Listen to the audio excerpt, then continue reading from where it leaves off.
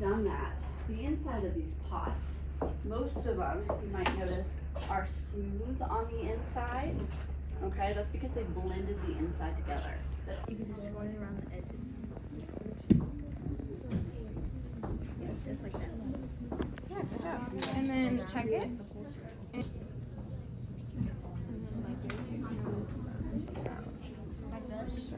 How's it going? Because you want it to be about the size of a pinky, and it's right about there, so just roll it a little more so it's even on all sides, and then you're ready to make it. You can smooth that part out with the water. Cry.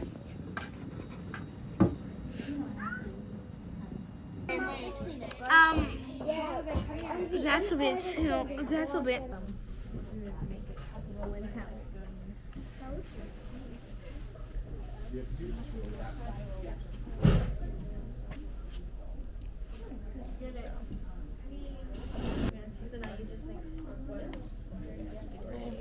Like that?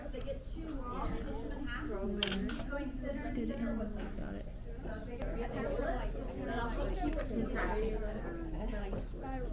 Very nice. Couple tricks having a hard time.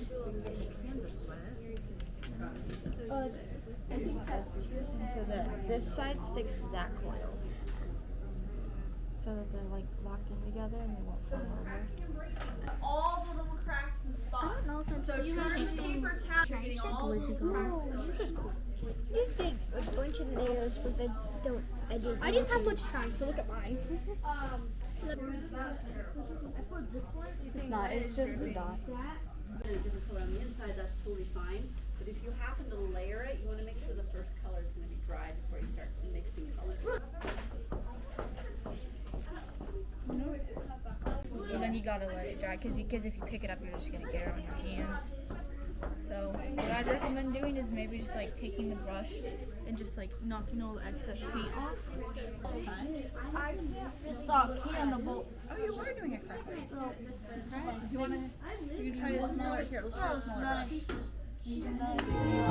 brush.